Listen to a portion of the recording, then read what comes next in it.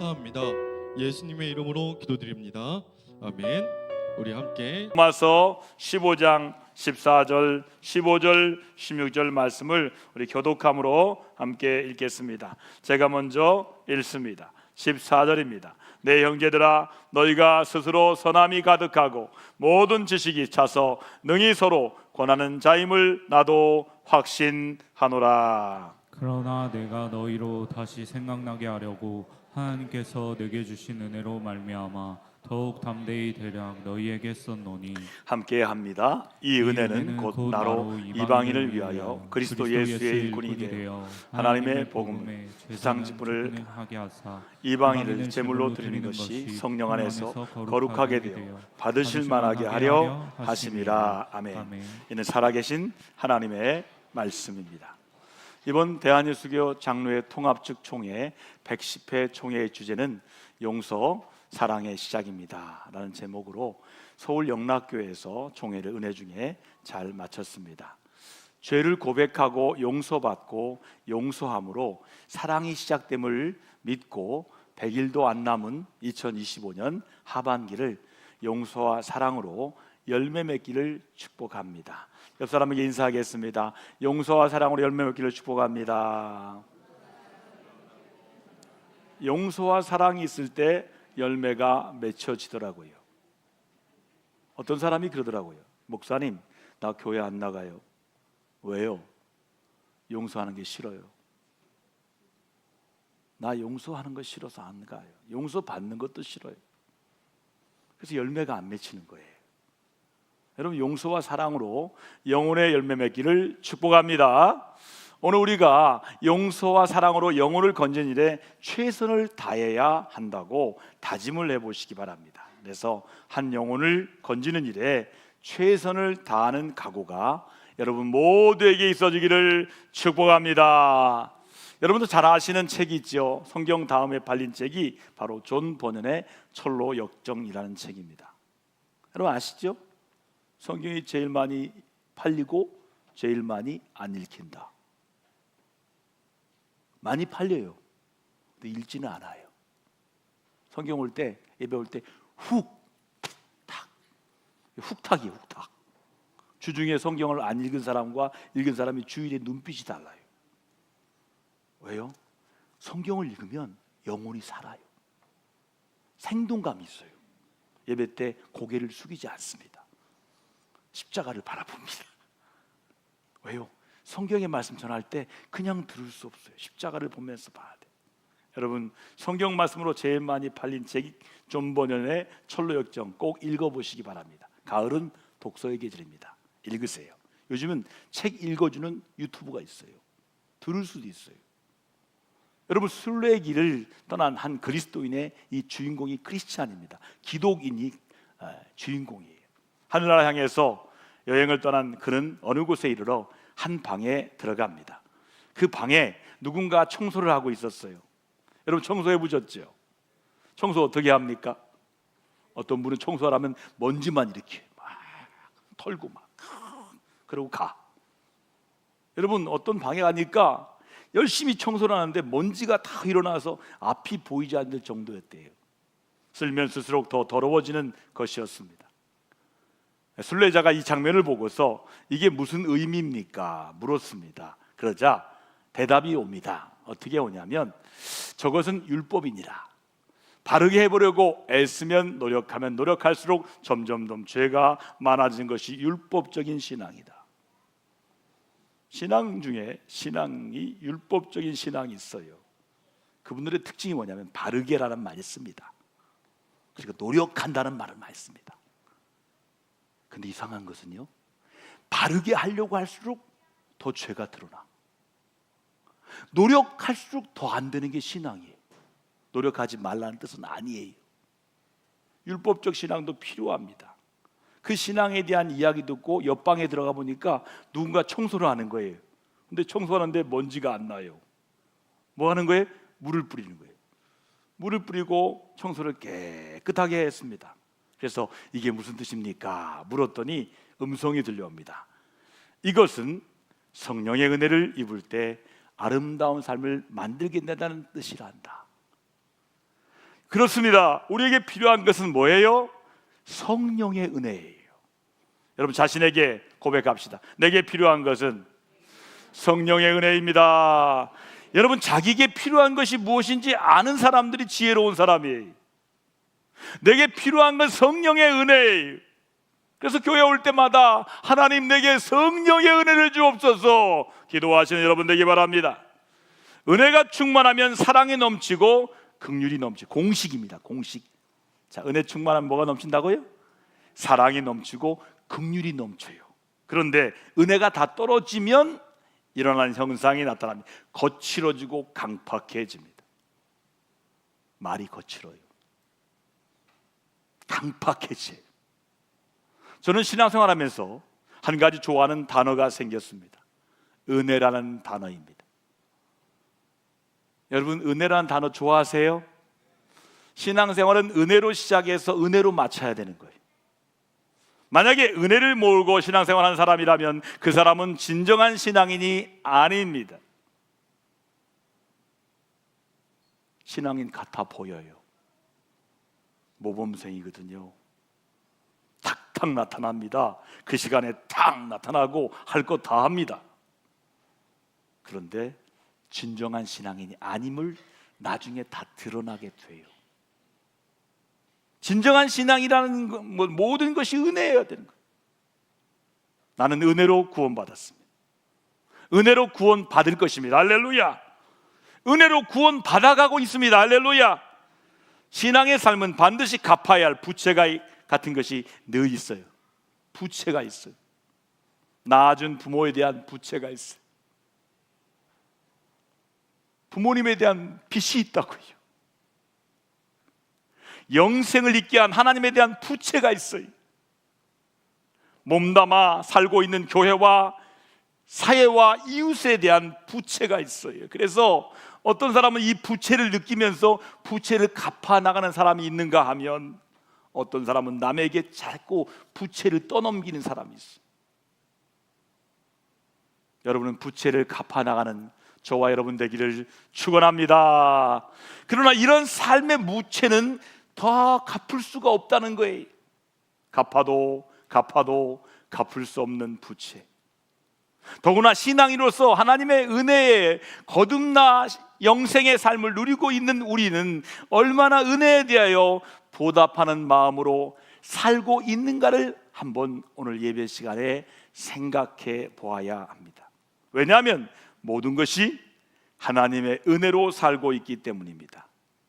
성경에 범사에 감사라 이 말씀은 모든 일을 은혜로 생각하며 살라는 뜻이에요. 여러분 그냥 감사가 되는 게 아니에요. 은혜를 생각할 때 감사가 되는 거예요. 모든 것이 은혜입니다 하면 범사에 감사해. 사도 바울이 다메섹 도상에서 부활하신 예수님을 만나고 나서 그가 크게 발견하는 것이 있습니다. 바로 은혜라는 말입니다. 사도 바울은 율법주의자였습니다. 예수님을 알기 전에는 은혜라는 단어를 그는 알지 못했던 철저한 사람, 율법적인 사람이었어요. 그러나 예수 만나고 난 이후 나서 그가 가슴 가득히 느끼는 것이 바로 하나님의 은혜입니다.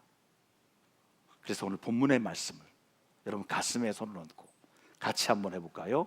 하나님께서 내게 주신 은혜, 이 말을 꼭 기억하셔야 돼요. 하나님이 내게 주신 은혜가 있다는 거예요. 여러분 은혜가 무엇일까?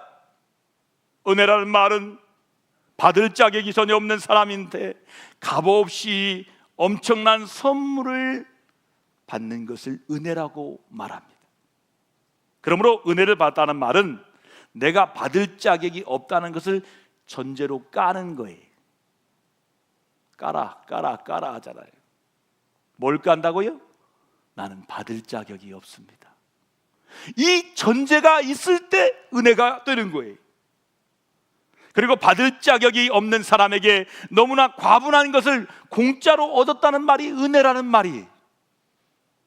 자, 한번 따라 합시다. 나는 공짜로 은혜를 얻었습니다. 그렇다면 공짜로 얻으면 그 공짜로 얻은 것이 가치가 없는 것이 아니에요. 여러분, 지금 이 시간도 우리는 공짜로 공기를 마시잖아요. 햇빛을, 이게 얼마짜리인데. 나중에 우리 후손들은 어쩌면 햇빛도 돈 내고 받고 공기도 돈 내고 먹을 시대가 올 거라고요. 물도 그러잖아요. 지금 얼마나 돈을 많이 낸지 굉장한 돈을 많이 내고. 왜요? 이 공기와 햇빛은 정말로 가치 있는 거예요. 그런데 공짜로 먹고 있잖아요. 이게 은혜예요. 할렐루야. 하나님 주신 이 구원의 은혜는 얼마나 값비싼 건데요. 그런데 우리는 공짜로 은혜를 받았어요. 할렐루야. 이게 은혜라는 거예요. 그렇습니다. 우리는 하나님으로부터 너무나 많은 것을 은혜로 받고 살고 있습니다. 이것을 알았던 다윗은 이렇게 우리에게 고백을 남겼습니다. 시편 104편 4절에서 5절 같이 은혜로 함께 있습니다. 함께 합니다. 사람이 무엇이기에 주께서 그를 생각하시며 인자가 무엇이기에 주께서 그를 돌보시나이까. 그를 하나님보다 조금 못하게 하시고 영화와 존귀로 관을 씌우셨나이다. 여러분, 다윗은 어떤 사람이었습니까? 그는 가족으로부터 버림받은 막내였습니다. 양치기 소년이었어요. 오죽했으면 사무엘 선지자가 왔는데 자식도 없어? 있긴 이슈. 양치기예요. 걔는 보나마나요. 그게 다윗입니다. 그런 다윗을 하나님께서 세우십니다. 그리고 그를 왕으로 세우십니다. 기름 부으셔서. 근데 그 이후부터 다윗은 핍박을 당합니다. 그의 장인인 사울에게 늘 쫓겨다닙니다. 하루는 쫓겨다니는 굴 속에 있었네. 하나님께서 나와봐라. 그래서 하늘의 별을 봅니다. 여호와 나의 주여 하면서 찬양하면서 그가 글을 씁니다. 사람이 무엇이기에 주께서 그를 생각하시며 인자가 무엇이기에 주께서 그를 돌보시나이까. 이렇게 찬양하는 이 찬양의 글은 다윗이 하나님의 은혜를 알았기 때문에 이렇게 찬양하는 거예요. 그래서 이런 은혜에 대한 뜨거운 고백을 하고 있는 거예요. 본문 말씀에서 바울 사도가 은혜를 말씀하고 있어요. 무엇이 그렇게 바울을 은혜의 사람으로 만들었을까요? 바울이 하나님 앞에 발견한 은혜 두 가지가 있습니다. 첫 번째는 죄인이 구원받은 은혜예요. 자, 자신을 향해서, 남을 향해서 얘기하면 안 돼요. 죄인이 구원받은 은혜. 바울의 받은 은혜예요. 바울은 구원의 은혜를 로마서를 통해서 여러 번 우리에게 가르쳐주고 있습니다. 성경은 말씀합니다. 로마서 3장 24절 함께 합니다. 그리스도 예수 안에서 있는 속량으로 말미암아 하나님의 은혜로 값없이 의롭다 하심을 얻은 자 되었느니라. 아멘입니까? 우리가 받은 은혜 중에 구원의 은혜보다 더 큰 은혜는 세상에 없습니다. 구원의 은혜는 지옥에서 건져주신 은혜입니다. 우리를 천국에 보내주신 은혜예요. 그것을 받을 만한 자격이 있어야 받을 것이라면 문제가 안 됩니다. 문제가 달라요. 목사님, 저는 구원받을 만한 자격이 있습니다. 여기부터 안 돼요. 우리 집안이 기독교 4대 때인데요. 그거 아니야. 그거로 구원받는 게 아니라고요. 구원받을 만한 자격이 없다라고 거기부터 구원의 길이 시작하는 거예요.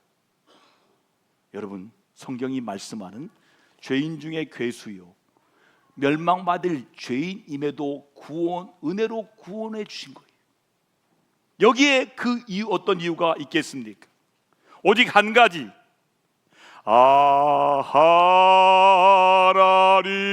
하나님의 은혜로 있을 때 없는 자 왜 구속하여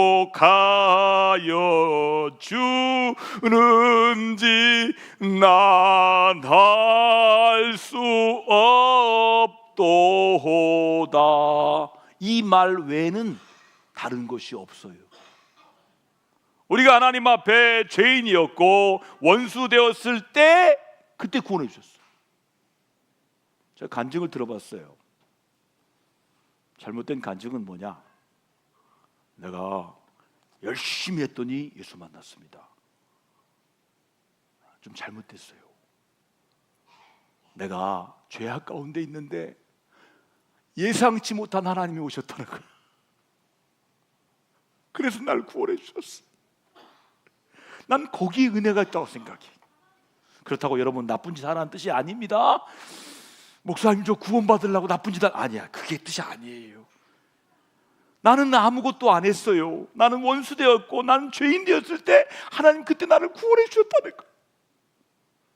이렇게 은혜로 우리를 구원해 주셨습니다. 한번 따라합시다. 나는 은혜로 구원받았고 구원받고 있고 구원받을 것입니다. 너무 길어요? 나는 은혜로 구원받았고 또 구원받을 것이고 구원받고 있습니다. 이게 복음입니다. 두 번째, 은혜가 뭐냐면 자신을 사도로 불러주신 은혜. 바울에게 있어서 예수 그리스도를 이방인들에게 전하도록 사도의 직분을 주신 거예요. 누구에게? 이방인들에게. 그는 이방인을 위한 사도였어요. 지금으로 말하면 선교사죠. 죄인을 구원하여 주신 것만도 감사한데 사도라는 직분을 주셔서 복음을 전하는 것이 사람이 되게 했다는 거예요. 오늘 우리도 하나님이 바울에게 복음을 전하라고 한 것처럼 우리 모두에게 예수 그리스도의 복음을 전하라고 목사, 장로, 집사, 권사, 교사라는 여러 직분, 성도라는 직분을 주신 것이 은혜라는 거예요. 바울이 복음 전할 사명이 있었던 것처럼 오늘 우리도 복음 전할 사명을 갖다는 것이 큰 은혜입니다. 사명이 있다는 것은 은혜예요. 내가 복음 전할 사명이 있다? 이건 은혜예요. 할렐루야. 만약에 우리 가운데 나에겐 복음 전해야 할 특별한 사명이 없다라고 한다면 그 사람은 아직도 구원의 은혜를 아주 과소평가하고 작게 생각하는 사람입니다. 오늘 우리는 사도가 되었든 아니 되었든 구원받은 사람은 복음을 전할 사명이 있는 사람입니다. 따라합시다. 구원받은 사람은 복음 전할 사명이 있다. 제가 말했잖아요. 구원받았다는 말은 조금 문제가 있는 질문이라고. 구원받았다는 말을 하면 당신 구원받았습니까? 그럼 뭐 하고 있어요 지금? 그 사람을 정죄하죠. 구원받았습니까? 언제 받았습니까? 당신 뭐 하는 거예요 지금? 그리고 두려움을 줘요. 그리고 자기가 원하는 소리를 듣게 만들어요. 구원파가 하는 일이 그겁니다. 여러분 구원받았다는 것은 뭐냐면 사명을 받았다는 거예요. 복음 전할 사명. 그것이 없다면 우리는 그걸 작게 여기는 거예요. 구원이라는 것은 한 인간의 한 모퉁이로 생각하는 거예요. 별로 중요하지 않은 일이에요. 여러분 우리는 구원받은 사람이에요. 구원받고 있고 구원받을 사명이에요. 그런 사람의 사명이 뭐예요? 복음 전할 사명이 있다는 거예요. 자, 여러분 자신에게 선포하겠습니다. 너는 구원받았다. 그래서 복음 전해야 된다. 아멘입니까? 복음 전할 사명이 있는 사람이 구원받은 사람의 특징이에요. 그러므로 바울처럼 복음을 전하는 사람이라고 생각하며 사는 사람이 은혜로 살고 있음을 증거하는 사람이에요. 여러분은 오직 은혜로 구원받았습니다. 그러므로 구원에 대한 은혜에 대한 보답으로 열심을 다해서 전도해야 되는 거예요. 그것이 은혜로 구원받은 성도의 올바른 신앙 자세예요. 그러면 복음을 전하는 전도하는 것이 왜 은혜가 되는 것일까요? 하나님의 일을 할 만한 자격이 전혀 없는 사람인데도 하나님이 나에게 전도하는 일꾼으로 부름을 받았기 때문에 은혜라는 거예요. 나는 자격 없는데 하나님께서 나를 부르셔서 복음 전하는 자로 세우셨다. 이게 자체가 은혜라는 거예요. 생각해 보세요. 전도한다는 것은 예수님의 일꾼으로 부름받았다는 것을 의미합니다. 본문에 보니까 이 은혜는 곧 나로 이방인을 위하여 그리스도의 일꾼이 되어라고 말씀하고 있어요. 이 일꾼이란 말을 영어로 표현하면 미니스터입니다. 미니스터. 주인이 마음에 들어 자기 일을 맡기는 사람, 미니스터입니다. 이 단어는 번역된 거예요. 번역되면 성직자, 그리고 정부의 장관이라는 의미이기도 합니다. 여러분, 이것을 반드시 알아야 돼요. 예수 그리스도의 복음을 온 세상에 전하는 것은 하찮은 일이 아닙니다. 여러분, 복음 전하는 일이 하찮은 일이 아님을 믿으십니까? 저는 전도하다가 문이 열리는 걸 보면서 느꼈던 게 있어요. 얼른 들으세요. 왜요? 그랬더니 어이구, 이 귀한 일을 하시네요. 이런 분이 거의 없어요. 예수 믿는 사람도 안 믿는 사람도, 교회 다니는 사람도 안 다니는 사람도 문을 열어주면서 어이구, 귀한 일 하시, 이런 사람 뭐 본 적이 없어, 거의. 왜요? 하찮은 일이니까. 전도나 하지, 시간 많으니까. 뭐 이렇게 전도나 하세요? 예수쟁이들이 전도나 하고. 여러분, 하찮은 일이 아니라는 거예요. 굉장히 중요한 일이에요. 복음 들고 나가서 전하는 사람은 거룩한 사람이, 예수 그리스도의 일꾼이라는 말이지요. 청와대 비서관만 돼도 사람들이 어깨에 힘을 딱 줍니다. 쉬운 말로 말하면 출세했다는 것이지요. 그런데 우리는 하나님의 일을 하는 사람이에요. 대단한 자부심과 긍지를 가져야 돼요. 예수님은 우리를 제자로 부르신 목적이 있어요. 그 목적이 뭐냐면 사람을 낚는 어부가 되게 하기 위해서 우리를 불렀어요. 예수님이 성령 우리에게 부으신 이유가 있습니다. 성령을 받으면 누구든지 권능을 받아서 땅끝까지 이르러 예수의 증인이 되기 때문입니다. 하나님께서 모든 사람을 구원하는 일만큼 중요한 일은 시급한 일이 없어요. 성경을 읽어보세요. 창세기부터 요한계시록까지 살펴보세요.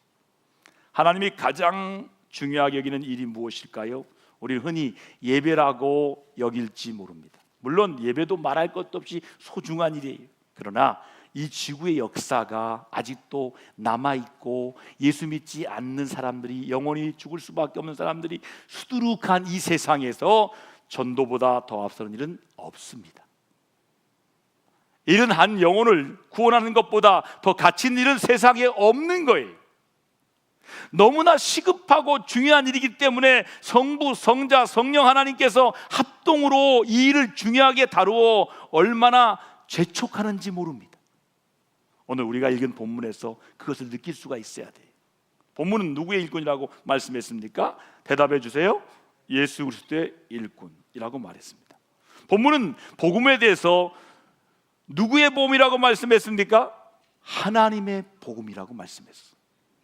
그리고 우리가 전도하는 사람을 거룩하게 하는 분이 누구랄까요? 성령님이라고 말씀했어요. 그러니까 전도에 관하여 성부, 성자, 성령이 다 동참해서 함께 일하는 모습을 오늘 성경에서 발견할 수 있어야 돼요. 이만큼 중요한 것이 전도라는 거예요. 저에게 이런 생각이 들었습니다. 만유의 주 성삼위 하나님, 창조주요 구원자요 능력의 주가 된 하나님이 가장 중요하게 다루시는, 가장 최우선에 두고 생각할 일이라면 이 세상이라면, 이 세상에서 그것만큼 가치 있는 일이 어디 있을까라고 생각해 보았습니다. 한번 생명을 다 바쳐서 해볼 만한 일이 아닙니까? 한번 젊음을 바쳐볼 일이 아닙니까? 그것이 무엇입니까? 바로 복음 전하여 영혼을 건지는 일이. 자, 여러분에게 도전을 해드리겠습니다. 복음 전하여 영혼을 건져보자. 그러면 여러분들 오늘 예배 드릴 때 여러분 옆에 내가 건진 영혼이 앉아 있어요. 여러분 지금처럼 예배 안 드립니다. 감격의 예배 드립니다. 손 딱 잡고.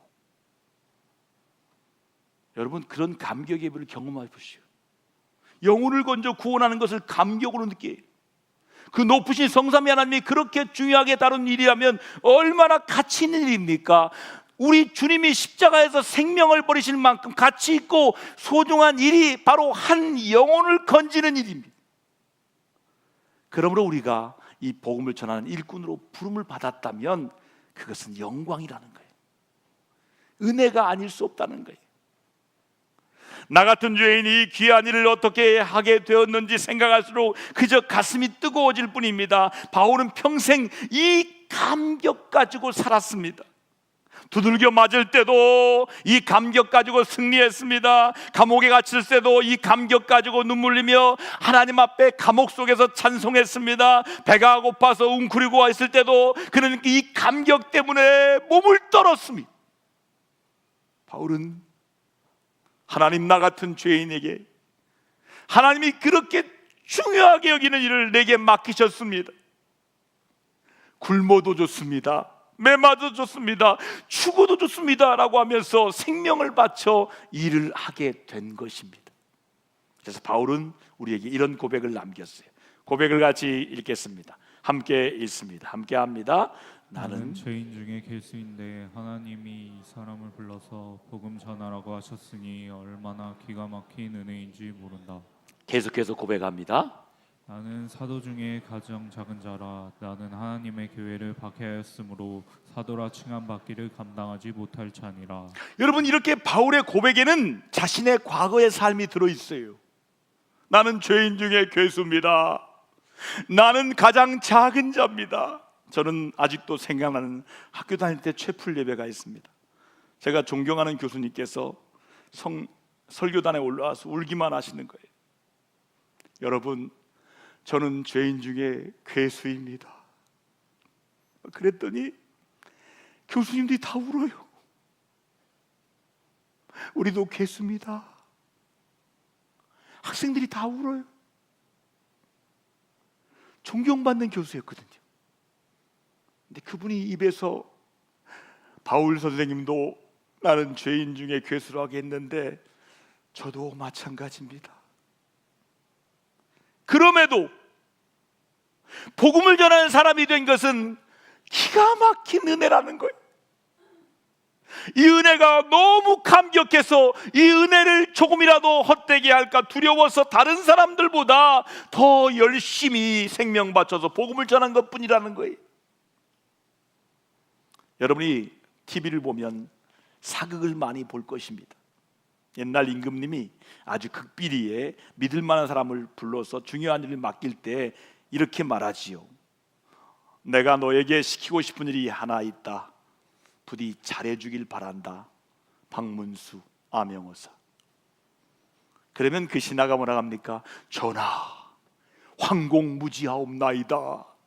분골세신 충성하겠나이다 라고 말하면서 감격하여 몸둘 바를 모릅니다. 전도하는 것이 바로 이 어명인 것입니다. 왕신 하나님이 원하는 사람을 불렀습니다. 그 원하는 사람 중에 낀 사람이 바로 여러분과 저입니다. 얼마나 영광입니까? 그러므로 우리가 전도할 때 불평하면서 나가면 안 돼요.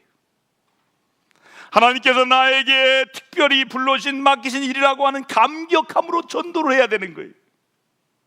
그 감격이 없는 사람은 부르심의 은혜를 모르는 사람이에요. 전도의 감격이 얼마나 큰가를 모르는 사람이에요.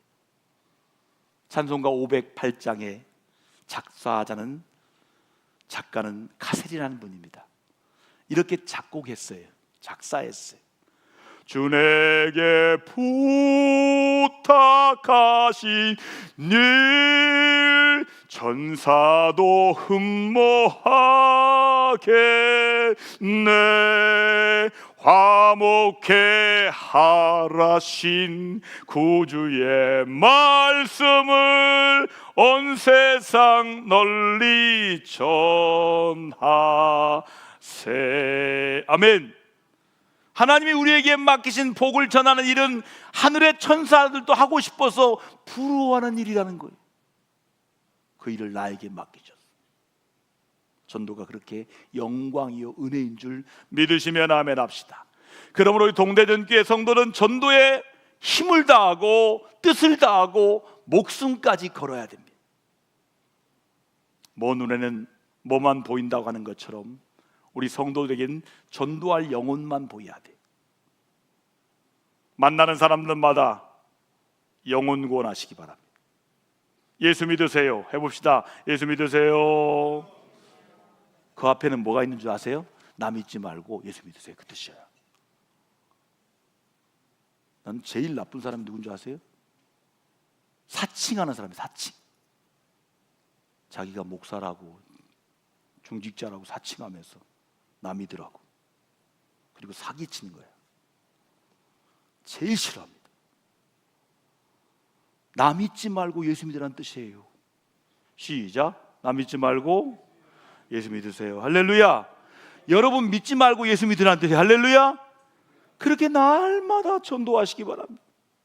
전도할 영혼만 보여야 돼. 이번 추석 명절에 가족, 친척, 이웃들에게 어떻게 전도할까를 한번 고민하시고 계획하시고 생각해 보시기 바랍니다. 그러면 하나님은 예비한 영혼을 여러분에게 만나게 하실 거예요. 그리고 영혼을 건지는 전도의 은혜가 얼마나 큰가를 몸으로 체험하게 될 줄 믿습니다. 어느 교회 한 집사님께서, 안수 집사님이세요. 기도 제목이 뭐냐면, 하나님 우리 회사에 총무부장이 되게 해주세요. 이유가 있습니다. 총부장 되면 자주 만나는 사장님을 전도하겠습니다. 근데 정말 진급했어요. 총무부장으로. 그 집사님은 이제 자기 회사 사장을 전도하기로 목표로 세웠습니다. 그리고 40일 동안 기도를 작정했습니다. 자기 교회 찬양대 사람들과 같이 기도하기로. 기도부대, 기도해 주세요. 우리 회사 사장님 기도해 주세요. 기도 제목 딱, 기도 카드. 그 40일 기도가 끝나는 날 놀라운 일이 벌어졌습니다. 사장님이 직접 자기 앞에 오더래요. 그리고 하는 말이, 나 같은 사람도 예수 믿어도 되겠습니까? 이렇게 물었대요. 그날부터 그 사장님 예수 믿기 시작해서 할렐루야, 지금은 교회 안수 집사가 됐어요. 그리고 그의 사돈이 목사 가정이에요. 그의 사위도 목사가 되었어요. 여러분, 전도하면 됩니다. 영혼을 건질 수 있습니다. 할렐루야. 특히 전도하려는 사람은 기도해야 돼. 성령의 역사가 나타나게 하기 위해서요. 여러분들도 신앙생활을 해보지만 기도만큼 힘이 있는 능력이 있는 것은 세상에 없습니다. 하나님을 움직이는 일이 기도이기 때문에. 보세요, 앞에서 이야기한 그 집사님은 자기 자신의 문제가 아니고요, 다른 사람의 영혼 구원을 위해서 40일을 작정 기도했어요. 얼마나 아름다운 일입니까? 정말 하나님께서 감동하신 일 아닙니까? 평생 예수를 믿으면서 우리에게도 그와 같은 경험이 있어야 하지 않겠습니까? 아무리 여리고 성같이 완악한 사람이라도 할지라도 하나님께서 기도하면 반드시 그의 마음을 무너뜨릴 줄 믿으시면 아멘 합시다. 기도하고 전도하면 반드시 영혼을 건지는 은혜가 있을 줄 믿습니다. 11월 7일, 9일 우리 70주년 기념 부흥회 전단지가 이미 나왔어요. 초청할 영혼들 여러분 써서 반쪽은 여러분 갖고 있고 반쪽은 내세요. 주님의 성전에서 함께 예배하게 될 줄 믿고 기도하고 전도하셔서 하나님이 가장 기뻐하는 소중한 일이 전도임을 이번 기회에 체험하시기 바랍니다. 하나님이 기뻐하시는 일만 하면 우리에게 축복이 되는 거예요. 그러므로 전도 열심히 한 사람에게 하나님은 앞길을 환하게 열어주십니다. 우리에게 주신 은혜에 무엇으로 보답하겠습니까? 전도로, 영혼 구원으로 받은 은혜를 갚으시기 바랍니다. 자, 우리 손을 들고 다짐합시다. 우리 한번 기도하고 전도해 봅시다. 할렐루야. 앞에 기도가 들어가야 돼. 기도가 앞에 기도하고 전도해 봅시다. 우리 10주년 부흥 우리 전단지 나왔는데, 오직 의인은 믿음으로 말미암아 살리라. 안산 빛나 교회를 개척합니다. 놀라운 부흥을 경험하셨습니다. 지금 부교육자가 30-40명 됩니다. 유재민 목사님 조기 은퇴하셨어요. 65세 은퇴하시고 지금 68세 되십니다. 원래 봄에 초청하려고 했는데 가정에 어떤 일이 생겼어요. 그래서 까먹으셨대. 너무 힘드신 일이 생겼어요. 가을로 연기됐어요. 그래서 가을에 더 좋은 날, 금요일 저녁, 토요일 새벽, 토요일 저녁, 주일 9시, 11시, 2시 6번입니다. 여러분 꼭 초청하시고 여러분도 나오셔서 영혼 건지는 은혜가 여러분 모두에게 다 있어지고 경험되시기를 주님의 이름으로 축복합니다. 오늘 주신 말씀 은혜를 붙들고 다 같이 결단의 기도를 함께 기도하겠습니다. 기도합니다. 하나님 아버지 감사합니다. 그동안 우리는 어떻게 살았습니까? 하나님의 은혜를 깨닫지 못하고 살았다면 이 시간에 나 같은 죄인을 구원하신 그 은혜를 경험하게 도와주시고 그 갚을 수 없는 은혜를 갖고 날마다 우리가 복음 전할 일꾼으로 세우심에 감사하며 감격하여서 복음 전하는 감동과 감격을 잃지 않도록 축복하여 주옵소서. 구원받았다고 자만하지 말게 하시고 구원받고 있는가를 묻게 하여 주시고 나는 구원받을 것인가를 묻게 하셔서 복음의 증인으로 날마다 구원받게 하시고 복음의 주인으로 날마다 구원받을 하나님을 바라보며 미래의 구원까지 나아가도록 축복하여 주시옵소서. 저는 많은 사람을 보면서 옛날 신앙을 자랑하는 사람들 보면서 불쌍히 여기는 마음을 갖게 됐습니다. 그가 옛날에 그렇게 했다는 말은 지금 하지 않고 있다는 반증이 되기 때문입니다. 옛날에 구원받았다, 중요합니다. 그러나 지금 구원받고 있느냐, 앞으로 구원받을 수 있느냐, 그것은 바로 복음 전도에 있습니다. 예수 그리스도의 증인이 되지 못하면 현재의 구원은 어렵습니다. 미래의 구원도 말할 수 없습니다. 우리가 이 시간에 복음 앞에 서서 나는 죄인이었습니다. 죄인 중에 괴수였습니다. 이 죄인을 구원하여 주신 은혜에 감동하게 하시고 이 죄인에게 맡겨주신 일꾼됨을 감격하게 하셨어. 복음 전하는 일꾼으로 살아가는 복음의 감동의 삶이 있도록 날마다 붙들어 주십시오. 이번에 명절에 만나면 쓸데없는 이야기 하지 말게 하시고 오직 복음, 오직 예수 그리스도, 오직 구원의 이야기하며 서로 섬기고 사랑하여 가족 구원하게 하시고 자녀와 부모와 이웃을 구원하는 구원의 길로 인도하도록 지금부터 기도하고 결단하고 작정하도록 축복하여 주옵소서. 우리 교회가 기도하고 전도하여 영혼을 구원하여 주님의 제자 삼는 교회다운 교회로 세워지도록 우리 교회 모든 교인들을 축복하여 주시고 오늘 말씀의 은혜를 붙들고 날마다 기도하고 전도하는 귀한 믿음의 증인들로 축복하여 주옵소서. 모든 것을 결단하오며 예수님의 이름으로 감사하며 간절히 축복하며 기도합니다. 아멘.